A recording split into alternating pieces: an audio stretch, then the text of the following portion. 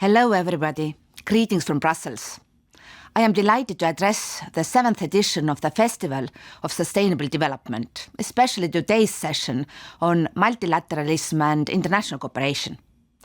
Over the past few years, the world has faced multiple challenging crises. Climate change, in particular, has gone from remote threat to existential crisis. It's causing huge adverse impacts on nature and devastating too many lives and livelihoods. In the EU, where the energy system is responsible for 70% of emissions, there is a heightened sense of urgency.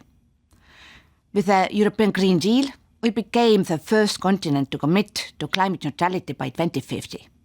We also set about transforming the EU into a modern, resource-efficient and competitive economy.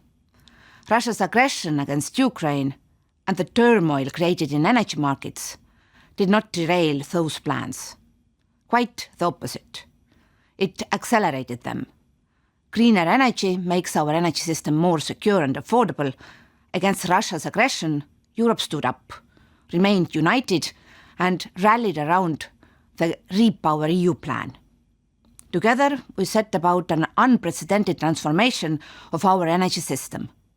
We are now consolidating these achievements by moving from emergency to medium-term responses, especially on energy efficiency and renewable energy. First, on energy efficiency.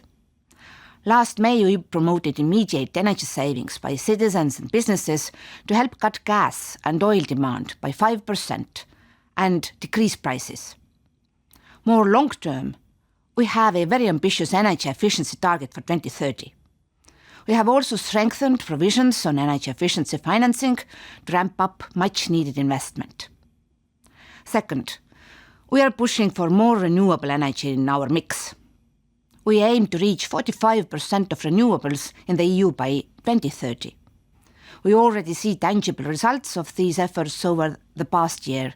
Carbon emissions dropped in Europe by 2.5%. We generated more electricity from wind and solar than from gas. Solar energy rose rapidly, with 41 gigawatts of new capacity installed. Wind capacity also rose by 15 gigawatts, and 39% of our electricity came from renewables. We are now putting in place measures to overcome the structural obstacles that stand in the way of progress.